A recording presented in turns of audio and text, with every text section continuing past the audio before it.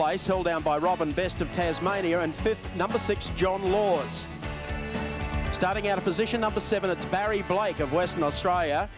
Car number 14 starts out as 7, Neville Lance of Western Australia. 8 is 44, Adam Pay. 9th is 91, Walter Giles on the comeback trail. And Trevor Oliver in the Pontiac starts in car number 8, Alan Grice.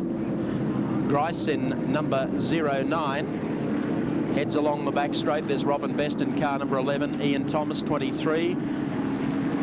The Tropical Developments car number 41, John Stepanek. And here's our DuPont Centauri race cam pilot, and that is Walter Giles. They're starting to close them up now under the pace car. We should get a start this time as they come off the banking of the fourth turn, and here they come in for a start, splitting the field. Giles tried to do it, but down for the start it'll be Ian Thomas to get away from Alan Grice. Down on the inside it's Laws. The outside it's Robin Best of Tasmania as they come beneath our speed camera into turn number 1. Through there safely, working the back straight now and heading down there for the first time. And actually Ian Thomas has got away to a good break. Heads them along the back straight over the John Stepanek car. Third is still Robin Best of Tasmania, or Alan Grice I should say, running in the second spot off turn number 4, coming down for the completion of 1, and the order unchanged. Great start by Ian Thomas. Did very strongly in the first heat, actually winning it, which is a great result for him. Loves his NASCAR racing, and he's certainly putting on a great turn of speed here at the opening round of the NASCAR series for 92-93. As the field streamed through, thundering V8. 600 horsepower as the NASCAR screamed down into turn 3 on the second lap.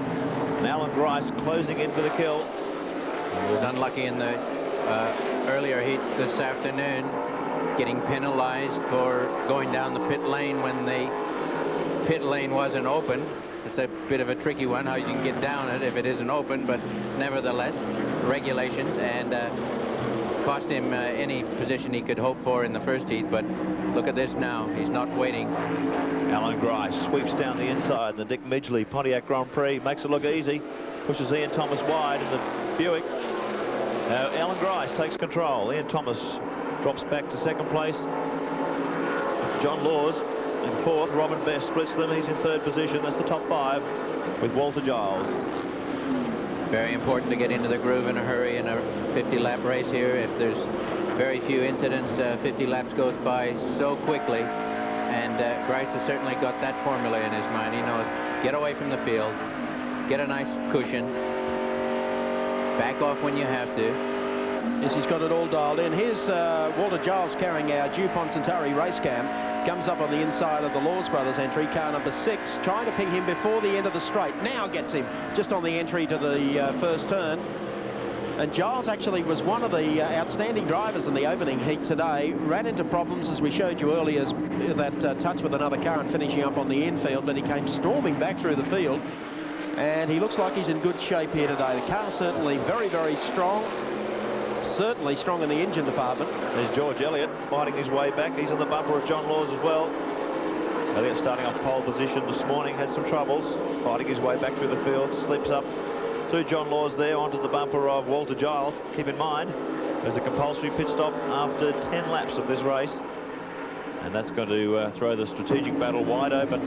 George Elliott sticks the nose of the Chevy Lumina under Walter Giles' car as they sweep up under Robin Best, car 11. Anytime you see that happening, you know the fellow in front is definitely holding you up. This is the battle. Sorry, Alan, this is the battle for 3rd, 4th, and 5th. It's a case of just not getting your slingshot 100%, but he's certainly got the power to do the job. He just needs to line these two up in front of him in the right spot on the track where he can take advantage of getting by safely. Walter Giles has a look down the inside of Robin Best. Gets very close on the rear bumper. Back on the juice. He's trying to get him on the inside and nail him before the next turn. But Robin Best has got plenty of power in that number 11 car. He pulls him going down the back straight, so he wasn't able to do anything. And this is frustrating Elliott, who's sitting in behind them trying to get a draft, but probably picking the wrong car. He can't get by 2 of them at once. That'd be far too dicey. But he's got to pick his moment. But old Best was a little loose there. That's not too good for the heartbeat when you feel the rear end of one of these things moving around and the wall for a windscreen wiper. Robin Best in the Junior Johnson Ford T-Bird. Great believer in Junior Johnson's products. Runs a number of his chassis, likes his engines as well. Spends a lot of time in the United States. Struggling a bit here. Alan Grice straight at the field. Up ahead of him, Ian Thomas. 2 times Australian NASCAR champion Robin Best in 3rd position, coming under a lot of fire from Walter Giles and George Elliott. Well, Giles keeps poking the nose of that DuPont Centauri car down on the inside. And Elliott just can't get a shot at them because, as you can see here, Best is working the outside, Giles is the inside. And whilst Elliott might be a little quicker than both of them, there's just not enough room to pass. His only shot is on the inside coming off this corner down through the tri-oval. 10 laps down as Alan Grice goes across the tri-oval, so now we're into the position. There goes Elliott. We've got a yellow flag lap here. We'll see the boys heading in for their compulsory tyre stop. Meanwhile, they're battling for supremacy. This was a good move from Elliott down the inside. Nice and patient, Mike. Yes. He just waited there. He took advantage of it. I think the Tasmanian car, yeah, there he goes again. Just a little bit tentative on the approach to the banks. And George nailed the opportunity and off and running. You can see now what a gap he's put on those 2 cars. And here's Giles again in the Buick coming down on the inside of the Tasmania and finally gets him. Maybe Elliott showed him the way to do that the previous lap. And as Mark made mention, is the battle for second that we have been following. And that, of course, is Ian Thomas and George Elliott in number 55. Elliott coming along the back straight now, closing. Car seems strong. Moves right up behind Thomas. Very, very close indeed. May pull out of the draft halfway down the straight on the tri-oval, get him on the inside. He sits in close behind him. Grice is out to probably a 10 car length break over the field at this stage. Here's second and third. Thomas from Cairns in northern Queensland and the Tropic Coast Developments car. And right behind him, George Elliott, who wrapped up the NASCAR championship last year. Beautifully prepared Oldsmobile Delta, Ian Thomas, 46 years of age. And the Cairns driver has shown a great improvement this year. Ran in ARCA racing in the States.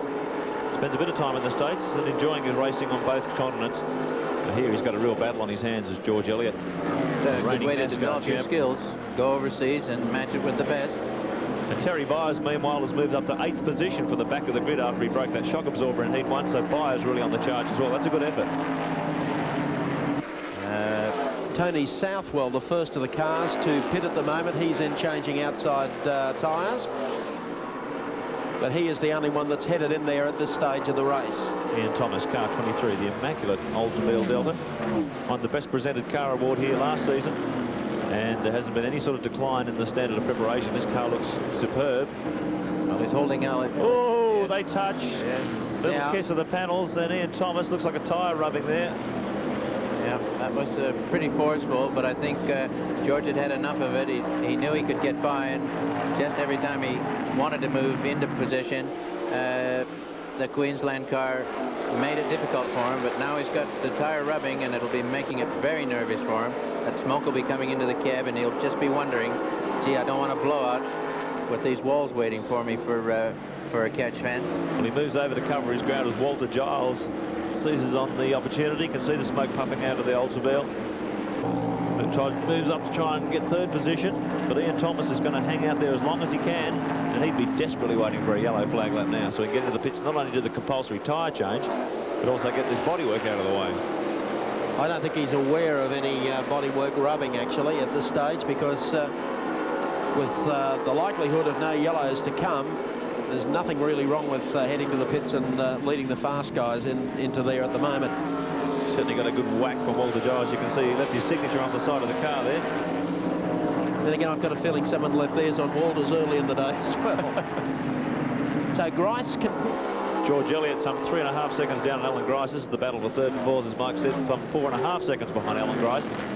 And I guess, Alan, the longer they get caught up in this little duel, they're going to keep letting Grice go further away. Money in the bank for Grice, yep. 20 laps down now, 30 to go. Let's check out how they're running on the track at the moment. Alan Grice, your race leader in the Valvoline Pontiac over Jordan. They have been at it. 3rd and 4th, and he works to the high side, so Elliott obviously is thinking about going to the pits. Ian Thomas, rather. Heads and in. He heads down pit road to make the first of the compulsory stops. Well, I don't think this will really disadvantage him that much, provided there isn't a yellow later in the race, Mike. But I think he just had enough of that tire burning away and smoking him to death. And it looks like Whoa. nothing more than tires. There's the yellow flag. What a pity. Car 44, Adam Pay gets it loose. That's bad luck for But Thomas. they may not stop the race because he is down on the pit apron now. There's the yellow flag. Well, I think they were trigger hot with that one because he caught it again and heads along the back.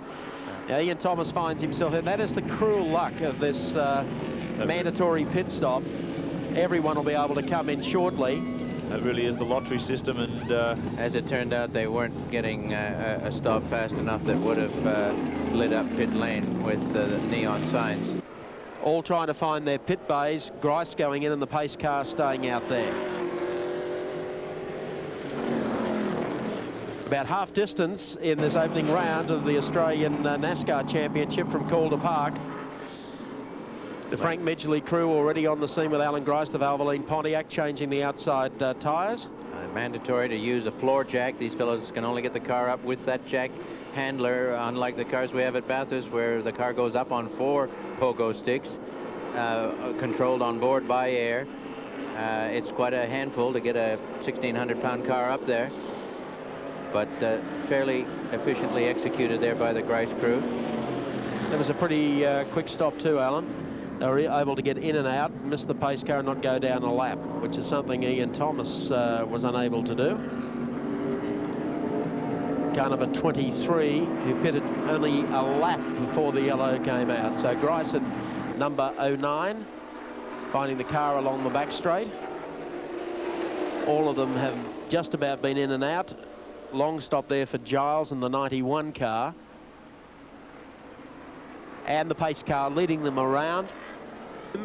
Coming across the line, and Ian Thomas in 23 gets away smartly. Elliott's in there as well.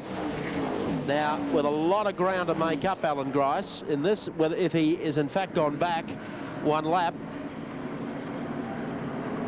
I would think not. He would be leading after 29 laps on the same lap as George Elliott and Terry Byers, also John Laws, Max Dumsney, and Walter Giles. Robin Best, Ian Thomas, Neville Lance and Barry Blake, unfortunately going down a lap.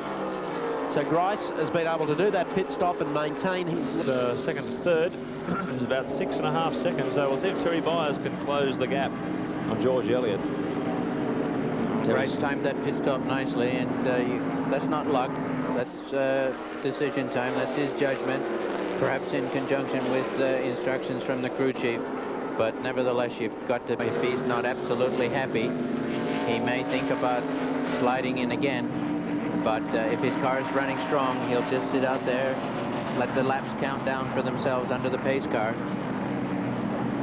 and hold his lead, although the others will close up on him. We're looking around for... I see them removing debris on turn number 2, pulling a bumper or something off there that's come adrift from a car. So they close them up under the pace car. You can hear by the revs of the engine on that DuPont car, they're keeping them up there. They're not exactly just backing off and throwing them into overdrive cruise mode. They're keeping that oil warm and keeping themselves on the ball. 8 laps remain in the run to the checkered flag. Pace car about ready to come off the circuit. Drops into pit lane, and Grice gets away smartly, holding that substantial lead as he comes across the line. Grice, the race leader. George Elliott running in second. Terry Byers, I'm sorry, up to second. George Elliott back to third, and Max Dumsney. That's the order as they move onto the back straight. They're on the same lap. Byers starting out and around in the chase after Alan Grice. His car in the second heat has looked particularly strong. There's Grice, the Valvoline machine. Terry Byers is really flying, pushing his way through the pack. Well, it's hard to swallow a pace car situation, Mike, but when you're in the lead and you've got it under control, like Grice has, he still should be able to move out and maintain a lead that will be comfortable enough for him. George Elliott, I believe, is having some mechanical problems. He's dropped right down to the back of the grid. Machine of Alan Grice, the Frank Midgley Pontiac, comes down the back straight. The Valvoline sponsored car into turn number 4. Terry Byers still charging after them on the low side.